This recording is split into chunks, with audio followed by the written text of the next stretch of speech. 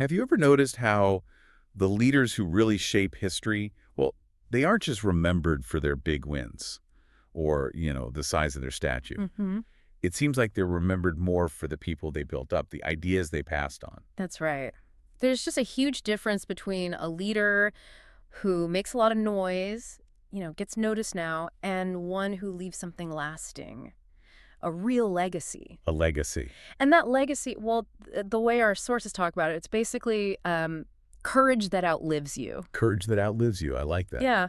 But the challenge, and we see this everywhere, is that so much modern leadership is just obsessed with immediacy. Right. Fast results, short-term thinking. Exactly. Leaders end up building these huge platforms, these big structures, but they forget to build the people inside them. And then what happens? Well, when that main leader steps away, the whole thing can just crumble because Yeah. nobody really thought about intentional succession. The blueprint wasn't there. Yeah, that failure is pretty common. Yeah. So, okay, today's deep dive is all about figuring out that blueprint. How do you create a lasting legacy of courage? We're trying to get past the surface level fame, money, even just, basic organizational success. To something deeper. Much deeper. Mhm. We're talking about intentionally passing on values, passing on wisdom, faith, and yes, that courage across generations. Okay, so how do we unpack that? We've got a fantastic case study to look at, Joshua. On the Hebrew Scriptures. Exactly. His journey moving from Moses' attendant to taking over leadership. It's just a masterclass in how courage, especially when it's rooted in faith, isn't just something you have. It's something you can cultivate, transfer, even multiply. So he didn't just get the job title. No, he inherited a whole methodology, a way of being. All right, let's start there. Maybe we need to redefine what success even looks like. Our material suggests true legacy isn't really measured by the tangible stuff, right? Not the size of the project or the quarterly numbers. Not primarily, no. It's much more about the processes you put in place and the people who are genuinely transformed by them. So the how and the who, not just the what. Precisely. Think about it. The legacy isn't conquering the land itself. It's the conviction, the values that the next generation carries forward because of that conquest. That's a big shift Huh. because we're trained to measure the easy stuff. Revenue, growth charts, headcount, yeah, the tangibles. But legacy is, well, it's more organic, it's relational. That's like building a monument. Exactly. A monument is fixed, it's one action. Legacy is more like planting seeds, spiritual seeds, cultural seeds, things that keep growing long after you're gone. You're talking about the difference between just making a splash and creating ripples. That's a great way to put it. Imagine dropping a pebble into a still pond. Okay. The pebble hitting the water, that's your direct action, your immediate impact. That's the splash. Right. But then you see those circles spreading out, right? The concentric circles. Yeah, ripples. Those ripples are the layers of intergenerational impact. That's your legacy. Every single ripple, the effect on the second generation, the third, the fourth. If you only focus on how big the initial splash was, you miss the real depth. But ripples are harder to track, aren't they? You might not see the full effect for years, maybe decades. And that's where the courage comes in. It takes courage to invest in something you might not see fully realized. The sources we're looking at really stress this. Biblical legacy is about the potential transmission of spiritual heritage. Like in Deuteronomy. Exactly. The command to teach your children God's deeds, or Yeah. Psalm 78, which explicitly says, tell the coming generation about God's glorious deeds. This isn't just, history class. It's active transmission. It's intentionally passing on values, wisdom, so that faith is sustained. And that sustained faith, that's what fuels the courage needed for whatever challenges come next. So it really forces any leader, anyone listening, to ask, am I measuring my success by the height of my own influence right now? How big my team is, my platform? Or am I measuring it by the depth of my impact? By how many people can actually carry these core convictions forward when I'm not around? That's the tough question, because if the whole operation grinds to a halt without you, you haven't built a legacy, no matter how amazing your individual achievements were. Right. Which brings us back to Joshua. Yes. He's such a powerful model because he didn't just stumble into leadership. He went through this incredibly long, rigorous preparation, a masterclass designed to cultivate exactly the kind of courage needed for that long-term impact. Okay, let's break down that preparation. It started with something you called the proximity principle.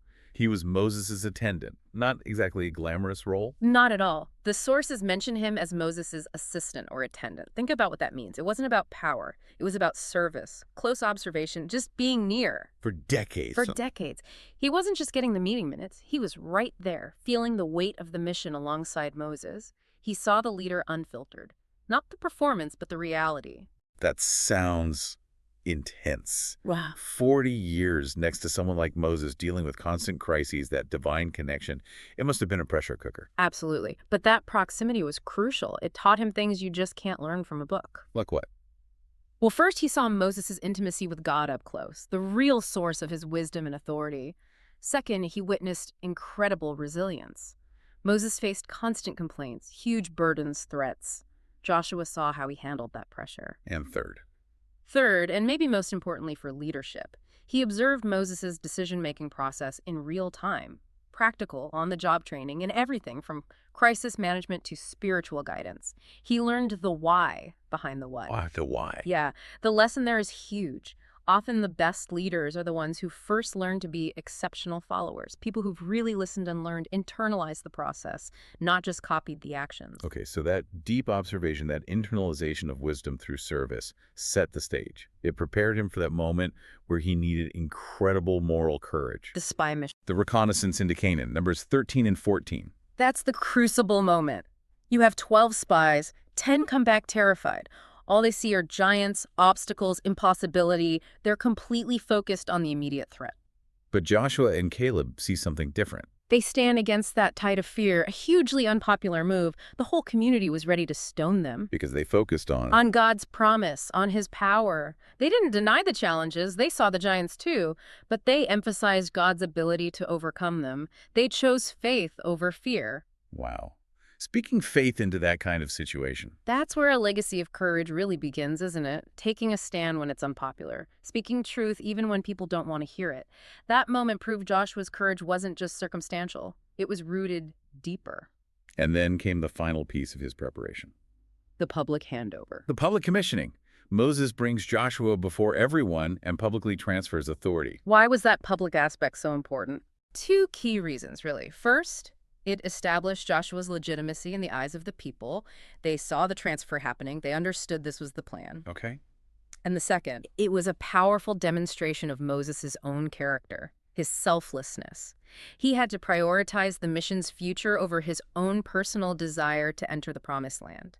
That act of humility itself passed on a crucial value to Joshua. Which leads right into that command God gives Joshua over and over again in chapter 1. Be strong and courageous. Yeah. And it's never just an abstract feeling. It's always tied to something specific. He needed courage for action, to actually lead the people across the Jordan into battle. Right. He needed courage for obedience, to stick to all of the instructions, not deviate left or right. Even when it was hard. Especially when it was hard, and maybe surprisingly, he needed courage for meditation, the discipline, to constantly engage with God's word day and night. And the source of all that courage. What promise? The Lord your God is with you wherever you go. That presence, that assurance, that's what turns human effort into real divine fortitude. Okay, so Joshua models this incredible courage, rooted in faith. He leads Israel successfully. But just being a good model isn't enough to create a legacy, right? Exactly. Modeling is step one. But legacy requires intentional succession. It's the art, the skill of actually transferring that courage, that wisdom, that faith to others. And this is where a lot of otherwise successful leaders fall down. It really is. They become so focused on being indispensable themselves. The star player. Right. They become a bottleneck, not a blueprint for others. Knowledge gets hoarded. Authority isn't delegated effectively. Sometimes it's intentional, sometimes not, but the result is the same. So we need a practical way to think about this transfer. Our sources offer something called the 3-tier mentorship approach. Yes, it's a framework to make this investment in people more concrete, moving beyond just vague advice. Okay, what's tier 1? Tier 1 is observe me. The mentor basically says, come with me. But it's not passive. You don't just let them shadow you. You actively verbalize your thinking. Explain the why. Explain the why. Show them where the wisdom comes from, how you connect your values to your actions, not just what you decided. I like that. It moves them from just watching to starting to understand the internal process. Okay, tier 2. Tier 2 is do it with me. This is about co-creation, shared responsibility. The mentor says, okay, let's tackle this together. So you're giving them support. You're providing scaffolding, support structures, collaborative problem solving. They start applying their own judgment, their growing values, but with a safety net. This builds competence and, crucially, confidence. Okay, and the final step. Tier 3 is you do it. Empowerment. Release. Yeah. The mentor says, all right, you lead this one. You delegate full ownership. And step back. You shift into more of an advisory role. And here's a key part. When they succeed, you provide public affirmation. You validate their leadership, confirming that their faith, their courage, their skills are ready. That's a clear pathway. Observe me, do it with me, you do it. Seems logical. It is. But even leaders who try to do this can fall into traps. The sources highlight these silent saboteurs of legacy. Okay, what's the first one? The first is the tyranny of the immediate, or short-term focus. We talked about this earlier. The obsession with quick wins. It's probably the most dangerous because it feels so productive. Yeah. Hitting the quarterly target, getting that immediate result, but it constantly undermines long-term health. Like the farmer who doesn't prepare the soil for next year. Exactly like that. Or the CEO who slashes training or R&D because it doesn't boost this quarter's profits. They're sacrificing the future harvest for today's small gain. It kills legacy. Okay, silent saboteur number 2. Neglecting training, which often manifests as hoarding. Hoarding knowledge, hoarding responsibility. Both. It's often driven by insecurity, isn't it? The fear of being replaced or that damaging belief that only I can do this right. The indispensable leader syndrome. Yeah. And the result is a massive leadership vacuum. The whole operation becomes totally dependent on that one person. If you can't take a 2-week vacation without things falling apart, you haven't built a legacy. You've just built a very demanding job for yourself. That makes sense. And the third pitfall, this one seems tied directly to passing on values. Lack of humility. Ego. Ego. An ego-driven leader shuts down feedback. They isolate themselves. They stop learning, which is fatal for long-term influence. Because humility keeps you open. Humility is the foundation. It keeps you teachable, adaptable. It allows you to genuinely empower others instead of just controlling them.